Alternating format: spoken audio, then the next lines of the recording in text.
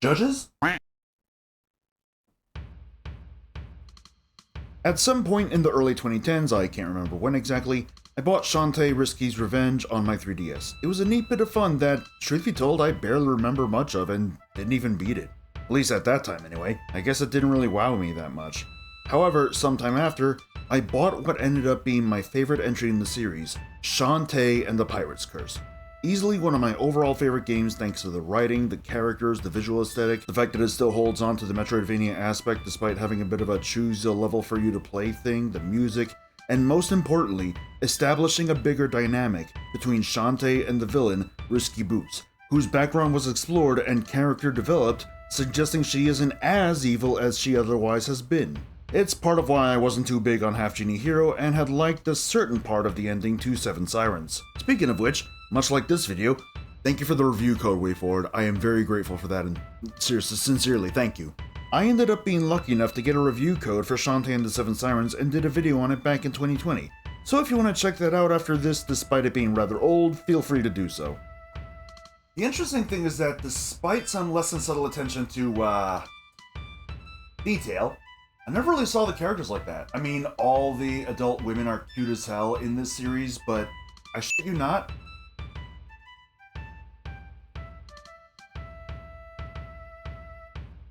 I bought the swimsuit issue for the story included in it.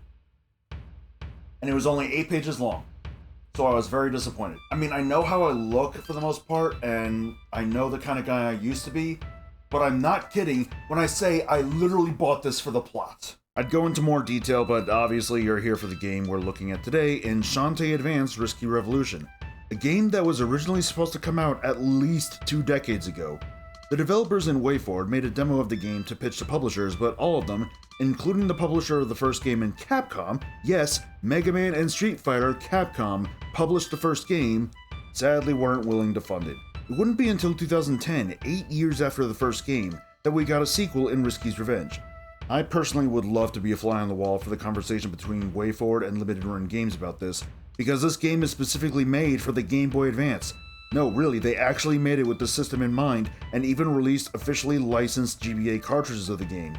Something I wish I had gotten, but couldn't really justify getting as I don't have a Game Boy Advance of any kind. I do love that the series is now so popular these days. Hell, I'd personally argue that Shantae is the queen of indie games, much like how Shovel Knight is the king of indie games. It's a very sexless marriage.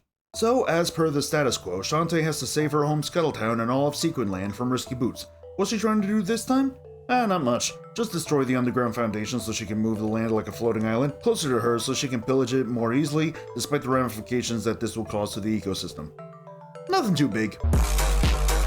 The game is a bit like what Pirate's Curse started, in that you go to certain areas and have their own layouts to explore as you go into each of the major 3 dungeons akin to Risky's Revenge, to rescue 3 relic hunters that Risky kidnapped to prevent them from working with Shantae's Uncle Mimic, relation unknown, to formulate a plan to stop her. There's the usual upgrade system where you collect gems to spend at shops to get healing items, special items that let you get back to the area where you go to see Sky to travel elsewhere, and new powers along with upgrades to said powers to strengthen Shantae up, hidden upgrades and such to collect such as health upgrades and special abilities for dance transformations, and you know, despite all of this, it doesn't feel as much like a Metroidvania.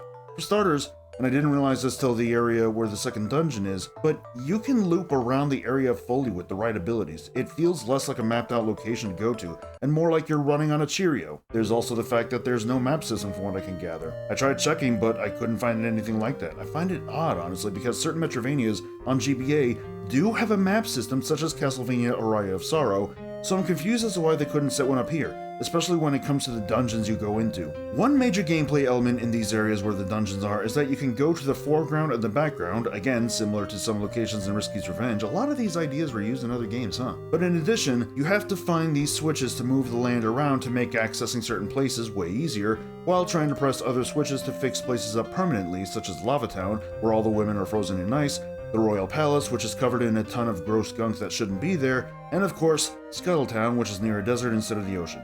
It's a very interesting gameplay mechanic that really had me thinking hard to figure out where to go and what to do.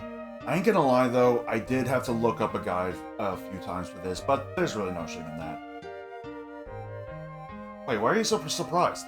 They sent out copies of the Game Boy Advance version to people that had pre-ordered it from Limited Run Games, specifically the Standard Edition, mind you, some of who ended up playing it on their Game Boy player on the GameCube and then uploaded it online. I'd say it's also akin to how Seven Sirens was on the Apple Arcade service, Part 1 specifically to be exact, and then had a full modern console release sometime after.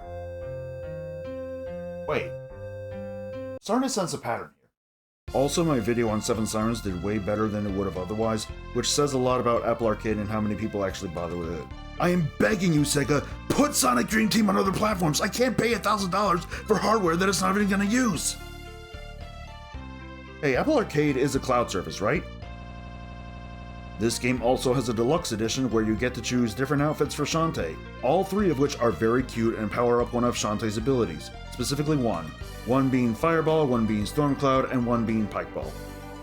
It costs $10 extra. I would have loved a digital art book or soundtrack combo at least in addition to this. I also want to note that the main footage you're seeing is from the story mode, which is the game but with a few UI elements, character portraits, and still images cleaned up for the modern hardware. But you can play the OG GBA version in classic mode. Does this mean it has an LCD filter? Nope. 0 out of 10, worst game ever made. There's also a battle system that I unfortunately couldn't play because it's multiplayer only and my friends were unable to come by on such short notice.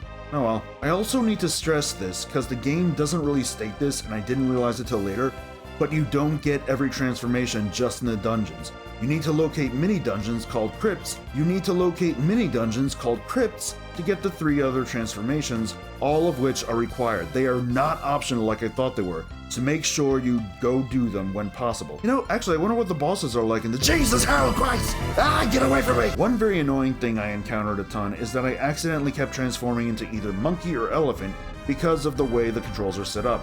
See, you need to hold R1 to dance and then press either a direction or a face button, primarily square or X, in order to transform. However, R1 is also used to suck gems in, akin to what you do in Pirate's Curse with the genie lamp. So I found myself accidentally turning into a monkey or an elephant because I was trying to go left or right after dancing to pick up gems. I will admit that I did it a bit fast, but it was still very annoying. Another weird thing is that Shantae's jump isn't as floaty, I guess is the word, as her jumps in other games. She reaches her top height just fine, but then she falls down fast like a sack of anvils. It was so weird and doesn't feel right at all to me after having played all 5 other games in the series. But to be honest, it's really a minor nitpick, as the game does play just fine despite this. Some side stuff I admittedly didn't do, as I wanted to finish this video before the embargo lifted, include finding certain games for 3 different wolf characters. One who collects vaporware, one who collects shareware, and one who collects shovelware. I'm pretty sure shovelware wolf was a thing at one point on YouTube though. There are also secret squids to collect. 50 of them! I didn't get them all to find out what they do. Stop asking me things, I only know so much.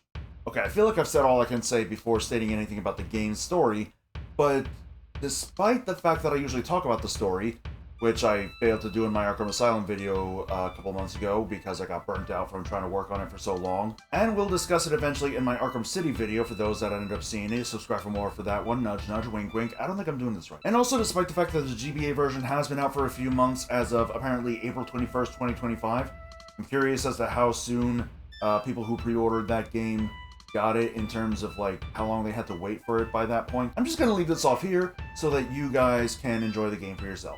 But overall, is it worth buying Shantae Advance Risky Revolution? Yeah, I'd say so.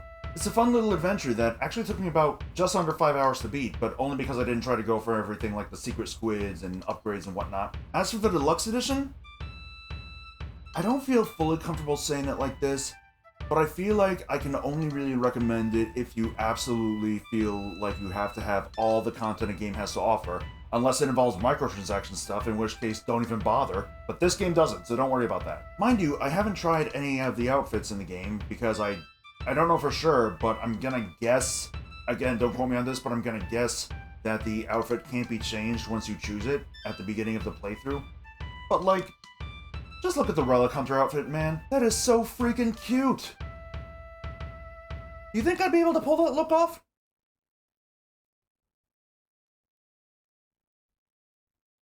Probably.